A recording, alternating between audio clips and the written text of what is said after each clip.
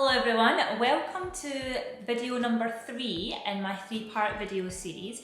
So I'm hoping that you've seen the first 2 videos that I've sent out to you via email, all about teaching your children how to write sentences and sentence structure. So this will be the 3rd video, the last video in the series, and we're also going to be talking about sentence structure, but how to develop sentence structure in a really fun way with your students. So have you ever noticed with your students that they can sometimes find it really tricky to build a sentence and find it really tricky to structure a sentence correctly? So often you'll find that your students know a few words of their sentence and they'll know kind of the idea that they're wanting to write, but to actually write out the sentence correctly and to make sure that it includes all the parts and that it makes sense can be quite tricky for them, especially if they're younger students. So today we're going to be talking all about sentence structure and how to teach this to your younger students. So to do that, we're actually going to be focusing on teaching them about the different sentence parts. So what I mean by that is your part of your sentence, which is when you're talking about your who, maybe what they're doing, maybe where they are and when. And if your students can really grasp that their sentence needs to include 2, 3 or even 4 parts to their sentence, then it really helps them structure their sentence and it also helps them write more complex sentences as well. So in today's video we're going to be talking about different areas to do with teaching sentence structure. We're going to be talking about the different challenges that your students might face. We're going to be talking about how to introduce teaching sentence structure to your students. We're also going to talk about how to incorporate it into your everyday routine, as well as how to incorporate it into your learning environment. And then we're going to talk about different activity ideas, as well as different quick-fire warm-up activity ideas as well. So the first challenge that your students might face is they struggle to recognise the different sentence parts. So it's definitely worth taking the time to teach them who and what that actually means, explaining that that means like the person or maybe the animal that's the subject of the sentence, to talk about what they're doing. So obviously that's when you start talking about verbs or doing words, and then to explain what you mean by when or where. So definitely taking the time to teach them what each of those different sentence parts means and really talk about, you know, different examples and really model writing a sentence with all those different sentence parts in them as well will really help with your students learning and really understanding what the different sentence parts mean. So another challenge that your students might face is they might get a little bit mixed up about what order to put the different sentence parts in. So they might sort of pick out their who and what they're doing, but then they might be so focused on what their main character is doing that they start talking about that first, so then they end up maybe coming up with something like running is the dog, which obviously doesn't make any sense. So probably to tackle that, a really good idea would be to show them a jumbled up sentence and then get them to sort of put it in the right order and really explain that usually you'd be starting off with your who, explaining what they're doing, and then you would add on the where and the when. So that would really help with getting them to understand what kind of order makes most sense when they're structuring their sentences. So another challenge that your students might face is they might miss out things like punctuation in their sentences.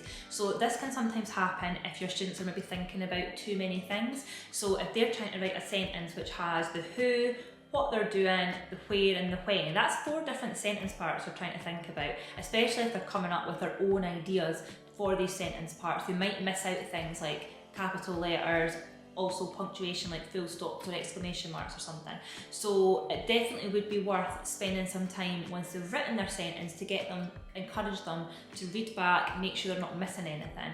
Obviously, if you do find that your students are really struggling to remember the basics of sentence structure, maybe scale your sentence length or complexity back a little bit. So if they're working on a sentence which has 4 parts to it, the who, what they're doing, the where and the when, maybe scale it back a bit so they're only really concentrating on maybe the who and what they're doing, or the who, what they're doing and their where, just so that they've not got as much parts that they have to think about.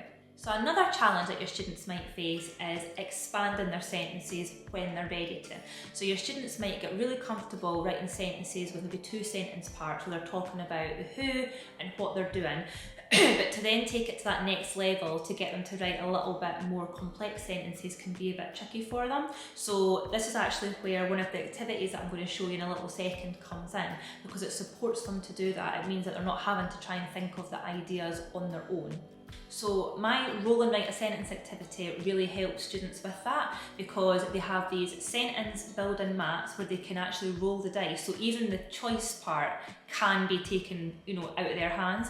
So they're rolling the dice, and that helps them pick out the sentence parts. So you could use this activity in lots of different ways. You can use it to construct their entire sentence, or you can use it to expand their sentence. So if they've come up with a sentence which has the who and what they're doing, they can roll the dice to then pick the where or the when. So I actually have a printable version of this activity as well, which is within my sentence writing workbook.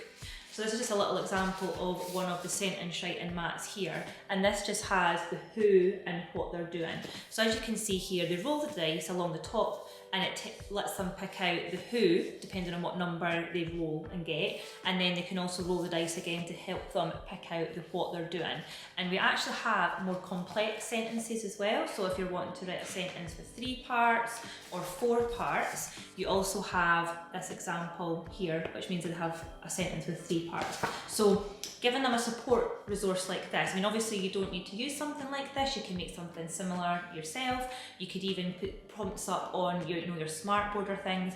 Giving them something to help them expand their sentences with a little bit of support will really help them tackle this challenge. So now we're going to talk about how to introduce sentence building and sentence writing to your students. So the way that I did it with my class, because I was teaching P2, which was kids that were about 5 or 6 years old, so they were very, very early in their writing journey. So I would start off with focusing just on the who and what they were doing. So a very short sentence, something like the cat is sitting, the dog is running, something really simple. And I would give them a resource like similar to the roll and write a sentence, which I showed you there a second ago, where they would have to then pick the who, pick what they were doing, and then write out the sentence and then illustrate it as well, just to really show what they were doing. So what I did next was, once my students were really comfortable with that, I then added on a third sentence part. So we would talk about the who, what they're doing, and where. Now obviously before going into writing the sentences, as I mentioned before, I would spend a bit of time talking about what we mean by the who, what we mean by what they're doing, and obviously what we mean by the where and the when. And then what I would then do is I would then take away the where, and I would then get them to write sentences which was who, what they were doing, and when, so that they were really learning what each of the different sentence parts actually meant. And then the last stage to that part was when they were ready, I would then get them to write sentences with all 4 sentence parts: who, what they were doing, where, and when. So they would gradually build up. The great thing about this approach is you can really easily differentiate it with your class. So you will have your kids who are working on 2 sentence parts for a bit longer. You'll have a few kids that are maybe working on 3 sentence parts, and then you'll have your kids who are working on 4 sentence parts. And it means that you're still teaching them the same thing, but you're just slightly adapting it depending on where they are in their learning. So another thing to keep in mind when you're introducing sentence writing to your students, especially using this method where you're looking at the different sentence parts, is to make sure and spend time modelling it. So I would literally get one of the mats that I was using, and I would show them exactly what it was that I wanted them to do. So I would then roll the dice, we would talk about what number we got, we would talk about how to use the mat, so actually pointing at the who section, the number, making sure it all matched up, and then I would say, so which one is it that I've landed on? I would then get them to tell me, and then I would make a little note of that. Then I would do the same for the what they're doing part, to get them to tell me what number, what section of the sentence I landed on, and then I would write out the sentence, obviously the completed sentence, putting those 2 parts together. So really spend time modelling not only how to structure a sentence, but even any activities that you're using with your kids, so that there's no confusion. We're not trying to figure that out, as well as how to figure out writing a sentence. They've only got one thing to think about, and that really does help them learn how to write sentences quicker. So now we're going to talk about how to integrate sentence building into your daily routine. So the first thing that you could do is you could have it as a little daily activity. Maybe first thing in the morning when they come in, you could set up the activity at their tables or somewhere, different areas around the classroom, and encourage them every morning when they're coming in to construct a sentence. You could give them mini whiteboards, or even if you've got places for them to write, paper, jotters, whatever it is you want to use, and every morning when they come in, they have to use the dice and they have to roll themselves a sentence and then practice writing it out. And then doing it every single day really gets them used to knowing the sentence structure, knowing what part comes first, what part comes second, and so on. So another way to incorporate sentence building into your daily routine is to have it set up as a classroom centre or area. So you could either have this set up as a dedicated area in your classroom, which is all about sentence building, or you can have it set up within maybe your classroom library, or if you've got a literacy or a write-in station or a writing area, and then throughout the day your students can visit it just when they can. So encourage them throughout the day to go and try and practice building a sentence, writing it out. Another great thing to do is to make it themed. So if maybe you're studying or looking at dinosaurs or castles, or maybe it's a particular season like winter, you could make your sentences around that theme, and then that will just make it a little bit more interesting for your students. So now we're going to talk about how to incorporate sentence building into your learning environment. So one thing which I found was really key, especially because the sentence building activity that I've just kind of shown you is quite game-like, and obviously your kids like anything that is similar to a game. So a really good thing to do is to make sure and have, if you have these sentence mats that I've showed you, or if you've made your own, or if you've found others from elsewhere, is to have them readily available in your classroom pretty much all the time. So you can maybe set up a little tray or a little basket, put all your mats in, and then put in your dice, so that whenever your kids fancy wanting to build a sentence, maybe it's something they want to do when they maybe finish their main task, or maybe before going out at lunchtime, or before the end of the day, or in the morning, they can go and help themselves to a sentence mat as well as some dice, and they can have a go at building a sentence. Now with the activities that I've got, I'll just kind of show you just now, I've actually got response worksheets as well. So as you can see here, you've not only got your sentence building mat, but I've actually got these worksheets where you can actually draw the who, the where, for example in this one, and then underneath there's a space for them to write out the completed sentence. So a really good thing to do here would be to print off maybe some worksheets that they can actually record the responses on, and then stick them into the dry erase wallets, so that they can use the dry erase pens, use the mat, roll their sentence, draw the pictures for each sentence part, write the sentence underneath, and then at the end of the day they can wipe it out, and it means that you're not printing countless worksheets off, and it means that it's very easy for them to do one and then the next person to come along, wipe it out, and then have a go themselves. And that's just a really great way to kind of have it as a little station set up in your classroom that people can use over and over and over again. So another way to incorporate it in into your classroom is to put up examples of sentences with the different sentence parts maybe marked out in different areas of your classroom. So if you have different areas like a math area, a literacy area, maybe a little science area, or even an area where you've got your classroom calendar, you could display a sentence related to that area and then actually mark on it the who, what they're doing, and where. So for example, in your literacy area, you might have something like, the boy is reading in the library. Have that displayed out, and then you can actually have the who, the boy, the what they're doing, the is reading part, and the where in the library, have it maybe marked out in different colours with little labels. And it means then that your students, even though they're maybe not looking at doing sentence writing there and then, they'll see the examples around the classroom, and they'll really get used to learning about the different sentence parts. So now we're going to talk about different activity ideas that you can do all about sentence building. So one of the activities, which kind of leads on to what I was saying a bit earlier there about drawing what they were writing, is you can encourage them to draw what they've written about. So obviously they could either be using those sentence building mats or some other prompt that you might have to sort of help them with the who, what they're doing, where and when. But then the next stage, which would be good, is you could either get them to draw the separate sentence part, so then they're really visualising the different parts of the sentence, or you can get them to draw a picture which puts all these sentence parts together. So again, on the example that I've shown you here, I've actually got both different types of response worksheets. So for example here, this one has the 4 different sentence parts, so they would have to draw the who, the doing what, the where and the when. However, this example here is where they'd be putting it all together. So it just kind of takes it that little bit further and really encourages them to think about their sentence as a whole.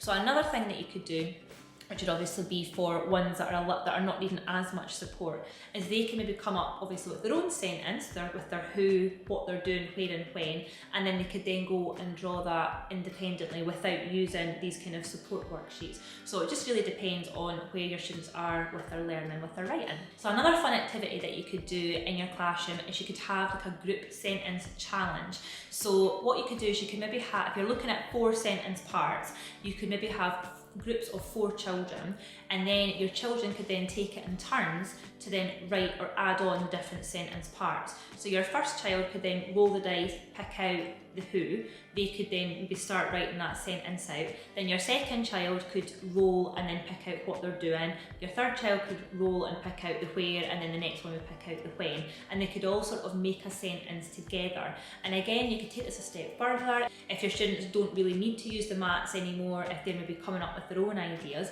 then again, each student in your group can come up with their own idea for their sentence part, and then they can all work together to create a sentence. And that's just another way, another really fun way of creating sentences together. So the next thing we're going to talk about is quick warm-up activities. Now these types of activities are great for using first thing in the morning, maybe if you've got a couple of minutes before the end of the day that you're wanting to keep your children busy for. So these activities are really great for that. So one activity that you could do where you're looking at sentence parts is a sentence scramble. So you could be giving your students an example of a sentence. This could be on a whiteboard, it could be on your smart board, it could be on a big sheet of paper, and it could be a sentence with this, and you could make it as complex or as simple as you want, and you're going to jumble it up. So you would have your who, what you're doing, and if you are looking at the where and the when, and then muddle it up so it's in the wrong order, and then ask your students to obviously rewrite it out in the correct order. So they could either do this on mini whiteboards, they could do it on some paper, you can maybe do it all together on a big whiteboard or a smart board, just whatever it is that you think would suit your class. So another quick fire activity that you could do is a sentence stretch activity. So this is where you could give your students a quite simple sentence to start off with, so with the who and what doing.